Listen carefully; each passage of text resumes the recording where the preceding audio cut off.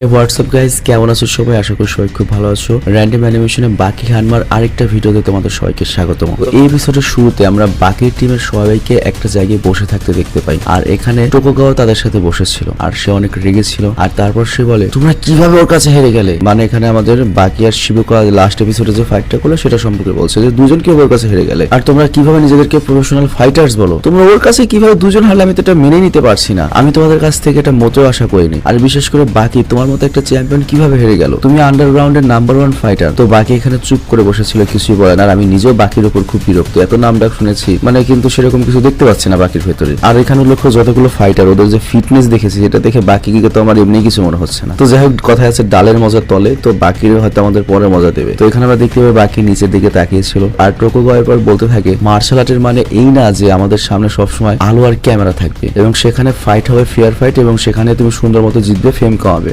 Martial আর্টিস্টদের বা ফাইটারদের আসল উদ্দেশ্য হচ্ছে ভায়োলেন্সকে শেষ করে দেওয়া। মানে ভূতের মুখে রাম নাম ভাই, সিরিয়াসলি। হালারপুর তুই নিজে আন্ডারগ্রাউন্ড ফাইটিং ক্লাব চালাস 2 নম্বরই করে, আর এখানে তুই মানে আইনের কথা বলছে হারামজাদা। তো যাই হোক, বেশি কিছু বলার আগে তখনই পুরো হানাইমা করে কি টোকোগাওয়ার কলার ধরে ফেলে এবং বলে, তুমি আমাদের সেসব কথা বলো না যেসব কথা আমরা আগে থেকেই জানি। আর তখন টোকোগাওয়া করে কি, ওই করু হানাইমার মুখে একটা পাঞ্চ করে। তো এটা দেখে সবাই তো মনে করে শকড হয়ে যায়, কিন্তু এখানে লক্ষ্য টোকোগাওয়া তো বুড়ো মানুষ আর কি, বুঝতে পারছো। ওর পাঞ্চটা এত দুর্বল ছিল যে করু হানাইমা এটাকে অনুভবই করে না। বাট এর ফলে যেটা হয়, এই ঘুষি খেয়ে করু হানাইমার রাগ অনেক বেড়ে যায়। তো করু হানাইমার রাগ দেখে টোকোগাওয়া তো ভয় পেয়ে কেঁদে ফেলে। আর তারপর সে বলে, তোমরা ভুলে যেও না যে তোমরা হেরে গিয়েছো, এর জন্য তোমাদের চেয়ে বেশি কষ্ট আমার হচ্ছে। আর তারপর টোকোগাওয়া করে কি ওদের আবার কথা শোনাতে শুরু করে। তো এটা দেখে করু হানাইমা টোকোগাওয়াকে ছেড়ে দেয়, কারণ হাজার হলো ওদের সবার মনে করো ভরণ পোষণ যত খরচ টরচ তো এই বরণ করে আর কি। তো যাই হোক, টোকোগাওয়া এখানে অনেক আফসোস করছিল, কারণ এখানে থাকা সকল ফাইটারই মূলত আন্ডারগ্রাউন্ডের টপ লেভেলের ফাইটার, কিন্তু তারপর তারা কয়েদিদের কাছে হেরে গিয়েছে। আর তখনই বাকি সেখান থেকে উঠে চলে যেতে লাগে, আর যাওয়ার সময় বলে, আমাকে ক্ষমা করে দিও, তবে তুমি যেটা বলেছো সেগুলো সবকিছুই ঠিক, তোমার রাগ হওয়ার অধিকার রয়েছে। আর এরপর যখন বাকি দরজা খোলে, তখনই সে তার সামনে পাগলা ডোরিয়ানকে দেখতে পায়, আর ডোরিয়ানের হাতে একটা বালতি ছিল এবং ওর মধ্যে গ্যাসোলিন ছিল। এবং আমরা দেখতে পাই ডোরিয়ান টাকোগার যত গার্ড ছিল সবাইকে খুব বাজেভাবে মেরে ফেলেছে। আর এরপর ডোরিয়ান এই গ্যাসোলিনের সাহায্যে সবাইকে আগুন লাগিয়ে মারতে যাচ্ছিল, বাট তখনই পেছন থেকে কাটমি অরচি চলে আসে। আর এই কাটমি অরচিকে কিন্তু তোমরা এর আগে দেখেছো ফার্স্ট এপিসোডে, ওই গলায় মধ্যে মারলো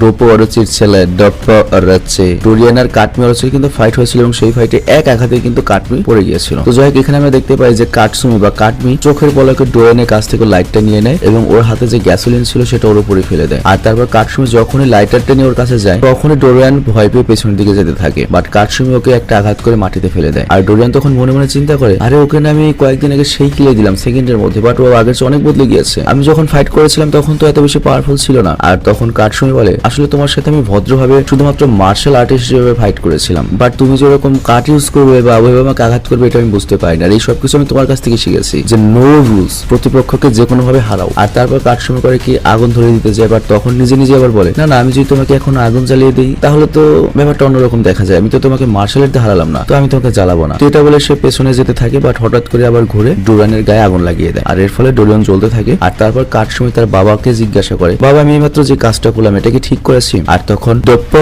অরচি ওর দিকে তাকিয়ে হাসতে থাকে। আর এই ডোপ্পো অরচি নামটা আমার কাছে ভাই এত ফানি লাগছে, আমি মাঝে মাঝে হঠাৎ করে মনে করে আমার যে সাথের ভাই ব্রাদার রয়েছে এবার আমার ছেলেকেও বলি, বাবা ডোপ্পো অরচি কেমন আছো? তো যাই হোক, এরপর ডোপ্পো অরচি বলে, হ্যাঁ আসলে মার্শাল আর্টের অর্থ তো শেষ পর্যন্ত জেতাটাই, তো তাই না? জেতাটাই মুখ্য বিষয়, তুমি কিভাবে জিতলে এটা কোনো বিষয় নয়, তবে তারপরেও তোমার কোনো অস্ত্র ব্যবহার করা উচিত নয়। মানুষ কাটতে শিখতে গিয়ে তার সারা জীবন শেষ করে ফেলে এবং তারা বিভিন্ন টেকনিক শেখে যেন তারা শত্রুকে হাতে পারে। তো এই জন্য সামনের বার তুমি যখন লড়াই করবে তুমি কোনো অস্ত্র ব্যবহার করবে না। আর আমাদের অস্ত্র নিয়ে ঘোরাফেরারও কোনো প্রয়োজন নেই, কারণ আমাদের কাছে আগে থেকে অনেক অস্ত্র থাকে, আর ওটা তুমি প্র্যাকটিসের মাধ্যমে অর্জন করে নেবে, তোমার শরীরকে অস্ত্র বানিয়ে নেবে। আর তাছাড়া এমনিতেও কিছু অস্ত্র থাকে যেটা তুমি খেয়াল করলে পাবে, যেমন যারা স্টুডেন্ট তারা অস্ত্র হিসেবে তাদের ব্যাগ ইউজ করতে পারে, আর আমরা তো প্যান্টে বেল্ট পরি, ওই বেল্ট আমরা অস্ত্র হিসেবে ব্যবহার করতে পারি, জুতা অস্ত্র হিসেবে ব্যবহার করতে পারি, এমনকি যে শত্রু আমাদেরকে মারতে এসেছে তার হাতে যদি ছুরি থাকে সেটাও আমরা অস্ত্র হিসেবে ব্যবহার করতে পারি। তো এই জন্য আমাদের অস্ত্র নিয়ে সবসময় ঘোরাফেরা করার কোনো দরকার নেই। আমরা শুধুমাত্র এইগুলো ব্যবহার করে যদি ফাইট করি তাহলে আমরা আমাদের সম্মান বজায় রাখতে পারবো। তুমি যদি সামান্য পেন্সিল নিয়েও ঘুরো এবং তারপর সেটা ফাইট ইউজ করো, এটা আমাদের জন্য লজ্জাজনক একটা বিষয়। তো এরপর আমাদের ডোপ্পো অরচির ছেলে কাটসুমি বলে, হ্যাঁ এখানে তো আমি বাড়তি কোনো অস্ত্র ইউজ করিনি, ওর অস্ত্র ইউজ করেছি, আমি ডোরিয়ানের অস্ত্র ইউজ করেছে। তো এরপর কাটসুমি বলে, ডোরিয়ানের সাথে এখন কি করব? কিন্তু তখনই ডোরিয়ান উঠে পড়ে এবং ওর মুখ থেকে অনেক স্ট্রিম বা ধোঁয়া বের হয়। আর এরপর ডোরিয়ান বলে, এবার কি আসবে? তো এরপর ডোপ্পো অরচি বলে, আমি আসবো, কারণ আমার তো বদলা নিতে হবে, তাই না? তুই আমার সাথে যা করেছিস তার মূল্য তো তোকে দিতেই হবে। কিন্তু কাটসুমি তখন তার বাবাকে বলে, বাবা আপনি ক্ষমা করবেন, কিন্তু এবার সুযোগ পাবে আমার মাস্টার, আর আমার মাস্টারের নাম কিয়োসুমি কাটো, আর সে ক্যারাটেতে অনেক বেশি ফেমাস, আর সে নিজেও শিনশানকাই ডোজোর একজন স্টুডেন্ট ছিল এবং সে ট্রেনিং এর চেয়ে ফাইটিং কে বেশি মূল্য দিত। নরমালি সবাই যখন স্ট্রং হওয়ার জন্য ট্রেনিং করতো তার বদলে সে ডাইরেক্ট রিয়েল ফাইটিং নেমে যেত। আর তখনই দেখতে দেখতে সেই কিয়োশিমি কাটো ডোরিয়ানের উপর আক্রমণ করে আর তাকে মারতে মারতে বলে, ডোপোরোচির হাতের জখম তোর জন্য হয়েছে তাই না, তোর সাহস কিভাবে হলো তার সাথে এমন করার, সে একজন লিজেন্ডারি ফাইটার। বাট ডোরিয়ান ওর কথায় কোনো পাত্তাই দেয় না, উল্টো আক্রমণ করে। আর তখন কাটসুমি সে অ্যাটাকটাকে ডস করে বলে, তুই কি আমার কথা শুনতে পাসনি, তার মানে তোর কান ঠিক মতো কাজ করছে না, তাহলে তোর এই কানের প্রয়োজন নেই। তো এটা বলে সে ডোরিয়ানের কানটা কেটে ফেলে। ভাই সিরিয়াসলি এটা পাগলামি ভাই, এটা তো ভাই নেমে সিরিজ না, এটা যে অ্যাক্সিডেন্ট হলে যে লাশ কাটে না, সে লাশ কাটা ঘরের মনে করে যে সিরিয়াল। মানে কি ভাই, যখন যার হাত কাটছে, কান কাটছে, বিচি কাটছে, কি ভাই দেখতে কেমন লাগে। ইভেন আমার এক্সপ্লেন করতেই তো মাঝে মাঝে শরীর শিরশির করে। তো যাই হোক, এরপরে ডোপোরোচি জিজ্ঞাসা করে, আচ্ছা তুমি তোমার হাতের সাহায্যে কিভাবে কান কেটে ফেললে? কিয়োশিমি তখন বলে, না না আমি এখানে হাত ব্যবহার করিনি, আমি ফিশিং ওয়্যারটা ব্যবহার করেছি, আর এতে রাবারও লাগানো রয়েছে, ঠিক যেভাবে ডোরিয়ান আপনার হাত কেটে দিয়েছিল। আর তারপর কিয়োশিমি এটাও বলে, আসলে আমি যে এটা ইচ্ছা করে নিয়ে এসেছি ব্যাপারটা এরকমও নয়, এটা আগে থেকে আমার পকেটে ছিল, আপনার ডায়লগটা যদি আগে শুনতাম তাহলে বাড়ি রেখে আসতাম, মানে এরকম একটা কিছু। আর এখানে উল্লেখ আমি মাঝে মাঝে আমার মতো করে একটু গল্প বানিয়ে বলবো ইন্টারেস্টিং করার জন্য আর কি, ঠিক আছে, ওটা নরমালি নিতে হবে। তো এরপর আমরা দেখি ডোপোরোচির ছেলে কাটসুমি বলে, আমার মাস্টার লড়াই করার ক্ষেত্রে একটু বেশি শিনকাই ডোজোকে ফলো করার চেষ্টা করে, আর এই কারণে সে লড়াই করার সময় তার নিজের সম্মানের কথাও চিন্তা করে না। আর এই জন্য বাবা মনে হয় আমার মাস্টারের এই দুইটা কাজ আপনার অনেক ভালো। তো এটা শুনে মনে করো তো ডোপোরোচির ইগোতে লেগে যায় এবং ও দেখাতে যায় যে আসল শিনকাই কি। আর এটা বলে সে ডোরিয়ানের উপর আক্রমণ করে, আর তার এই টেকনিক দেখে সবাই তো শকড হয়ে যায়। আর তখন ডোপোরোচির ছেলে কাটসুমি বলে, এটা একটা সারপ্রাইজ অ্যাটাক ছিল, তা এমন একটা শত্রুর উপর যে অলরেডি হেরে গিয়েছে। বাবা আপনি এমনটা কেন করলেন, এটা একটা লজ্জার বিষয় কি নয়? কিন্তু তখনই আমরা দেখতে পাই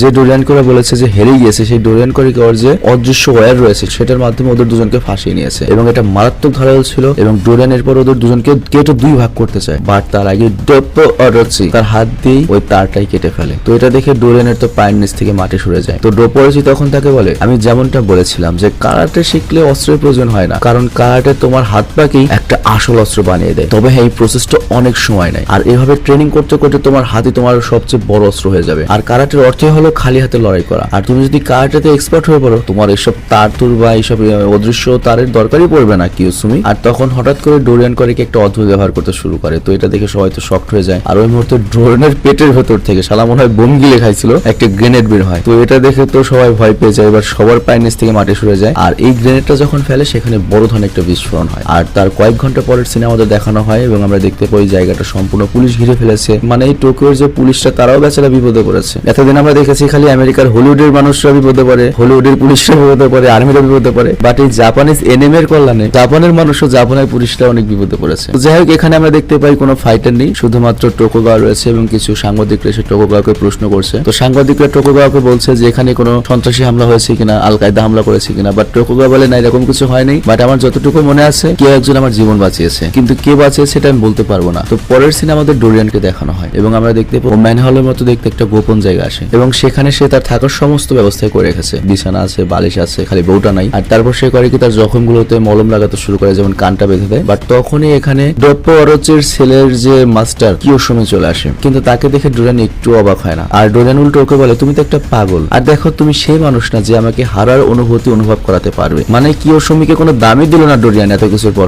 যদিও কিয়োশিমি ডোরিয়ানের কান কেটে দিয়েছিল। তো এটা শুনে কিয়োশিমি তো পুরো শকড হয়ে যায় যে আমাকে মানুষই মনে করলো না। আর তারপর ডোরিয়ান কিয়োশিমিকে বলে, দেখো 50 বছর হয়ে গিয়েছে আমি এই জায়গাটা খুঁজেছি। তো এই কথা শুনে কিয়োশিমি তো আবার অবাক হয়ে যায়। তো ডোরিয়ান তখন বলে, এই জায়গাটা দ্বিতীয় বিশ্বযুদ্ধের সময় জাপানিজদের একটা মিলিটারি বাংকার ছিল, আর পরবর্তীতে আমেরিকানরা এই জায়গাটা দখল করেছিল। আর সেই সময় এখানে একটা বাচ্চা ছিল যে তার বাবাকে অনুসরণ করে চলতো। তো এই বাচ্চার সাথে কি হয় এটা আর আমাদের বলে না আর কি। তো এই বাচ্চাটার সাথে খুব খারাপ কিছু হয়েছিল। তো এটা শুনে কিয়োশিমি বলে, এটা শুনে আমার অনেক খারাপ লাগলো, বাট এই কথা বলে সে করে কি ডোরিয়ানের উপর আক্রমণ করে। বাট ডোরিয়ান সে অ্যাটাকটাকে খুব সহজেই ডজ করে দেয়। আর তারপর সে কিয়োশিমির উপর অনেক পাওয়ারফুল একটা অ্যাটাক করে, আর এটাকে চাইনিজ ক্যাম্পও বলা হয়। আর তারপর আমরা দেখি ডোরিয়ান কিছু অ্যালকোহলের বোতল ভেঙে ফেলে। আর তারপর ফাইট করার আগে ডোরিয়ান কিয়োশিমিকে বলে, আমি সেই মানুষটা না যার সাথে তুমি কিছুক্ষণ আগে ফাইট করেছো, বর্তমানে আমি সম্পূর্ণ বদলে গিয়েছি, আমি এখন আর আগের মতো ফাইট করবো না। আমি আগেরবার যখন ফাইট করেছিলাম তখন আমি আমার কম পাওয়ার ইউজ করেছিলাম, আর এবার তুমি আমার আসল পাওয়ার দেখবে। তো এরপরে ডোরিয়ান করে কি তার হাতে আঠার মতো কিছু একটা লাগিয়ে সেটার সাথে ওই ভাঙা কাজগুলো লাগিয়ে নেয়। মানে বুঝতে পারছো হাতটাকে মনে করো কি বলবো,